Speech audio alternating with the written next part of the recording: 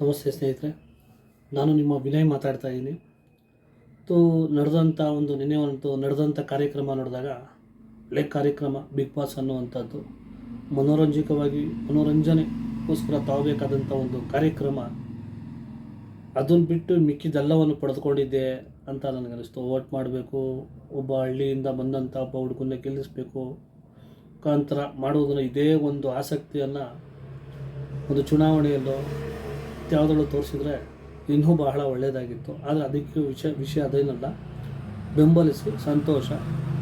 ಈ ಬೀದಿಗಿಳಿದು ವಿಜೃಂಭಿಸೋದು, ಹೋರಾಟ ಮಾಡೋದು, ಅವನ ಪರವಾಗಿ ನಾವಿದ್ದೀವಿ ಅನ್ನೋದು, ಏನು ನಮ್ಮ ಯುವ ಜನತೆ ಎಲ್ಲಿಗೆ ಹೋಗ್ತಾ ಇದೆ, ಎಲ್ಲಿಗೆ ಸಾಗ್ತಾ ಇದೆ? ನಮ್ಮ ದೇಶದಲ್ಲಿ ನಡಿಬೇಕಾದಂಥ ಸಾಮಾಜಿಕ ಕಾರ್ಯಗಳು, ಶಿಕ್ಷಣ, ಇವತ್ತು ಎಷ್ಟೋ ಶಾಲೆಗಳು ಶಾಲೆಗಳು ಮುಚ್ತಾ ಇದ್ದಾರೆ. ಅನೇಕ ಕಾಮಗಾರಿಗಳು ಕಳಪೆ ಕಾಮಗಾರಿ ಆಗ್ತಾ ಇದೆ.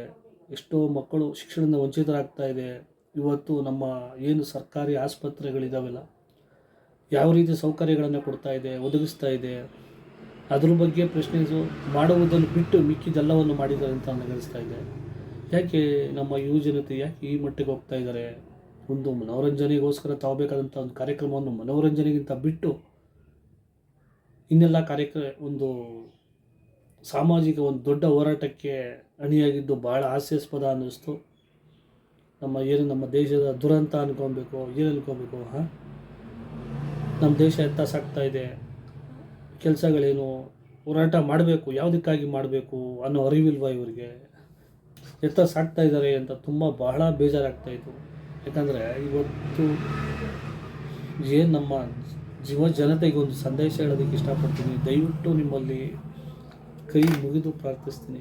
ಯಾಕಂದರೆ ನಾವು ಮಾಡಬೇಕಾಗಿರೋದು ತುಂಬ ಇದೆ. ಒಂದು ಮನೋರಂಜನೆಗಾಗಿ ತಗೋಬೇಕು ಹೊರತು ಅದನ್ನು ಬಿಟ್ಟು ಒಬ್ಬ ರೈತರು ಬೆಂಬಲ ಬೆಲೆ ಸಿಗಲಿಲ್ಲ, ಸಾಲ ಹೆಚ್ಚಾಗಿದೆ, ದಯವಿಟ್ಟು ಅದನ್ನು ಬಡ್ಡಿ ಮನ್ನಾ ಮಾಡೋಕ್ಕೆ ಅಂತ ಒಂದು ಕೆಲಸ ಕಾರ್ಯಕ್ಕೆ ಬರಬೇಕಾದಂಥ ಒಂದು ಜನತೆ ಇದ್ಯಾವುದೋ ಒಂದು ಕಾರ್ಯಕ್ರಮಕ್ಕೆ ಬೀದಿಗಿಳಿದು ಪೊಲೀಸ್ಗಳಿಂದ ಲಾಠಿ ಚಾರ್ಜ್ ಮಾಡೋ ಮಟ್ಟಿಗೆ ಬರ್ತಾಯಿದ್ದಾರೆ ಅಂದರೆ ಇದಕ್ಕಿಂತ ಒಂದು ಶೋಧನೆ ಅನ್ನಿಸ್ತು.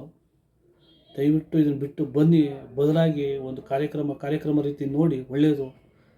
ನಮ್ಮ ಕರ್ನಾಟಕದಲ್ಲಿ ಭಾಳ ಬೆಂಬಲ, ಏನು TRP ಅತಿ ಹೆಚ್ಚು TRP ಕೊಟ್ಟಿದ್ರಂತೆ, ತುಂಬ ಸಂತೋಷ. ಆದರೆ ದಯವಿಟ್ಟು ಕಾರ್ಯಕ್ರಮಕ್ಕಿಂತ ಹೆಚ್ಚಾಗಿ ನಮ್ಮ ದೇಶದಲ್ಲಿ ಏನು ಬದಲಾವಣೆ ಆಗಬೇಕು, ಸಾಮಾಜಿಕ ಕ್ರಾಂತಿ ಆಗಬೇಕು, ಅದಕ್ಕೆ ಬಹಳ ಮುತುವರ್ಜಿ ವಹಿಸ್ಕೊಂಡ್ರೆ ಒಳ್ಳೆಯದು ಅಂತ ನಾನು ಅನಿಸ್ತೀನಿ. ಯಾಕಂದರೆ ನಾವು ಗೆಲ್ಲುವಂಥ ಏನು ಕೆಲಸ ಮಾಡಿದ್ದಾರೆ ನಮ್ಮ ಕ್ಷೇತ್ರದಲ್ಲಿ, ಏನಾಗಬೇಕು, ಅದ್ರ ಮುಖಾಂತರ ಧ್ವನಿ ಎತ್ತೋಣ, ಅದಕ್ಕೆ ಮಾತಾಡೋಣ. ಇದ್ರ ಜೊತೆಗೆ ಅದನ್ನು ಕೂಡ ನೀವು ಹೆಂಗೆ ಇದಕ್ಕೆ ತೋರಿಸ್ತಾ ಇದ್ರು ಇದಕ್ಕೂ ಸಹ ಬೆಂಬಲ ಕೊಡಿ. ಇಂಥ ಕೆಲಸಗಳ ಕಡೆ ಗಮನ ಹರಿಸಿ ಅಂತ ನಿಮ್ಮಲ್ಲಿ ಕೇಳ್ತೀನಿ. ನಾನು ನಿಮ್ಮ ವಿನಯ್.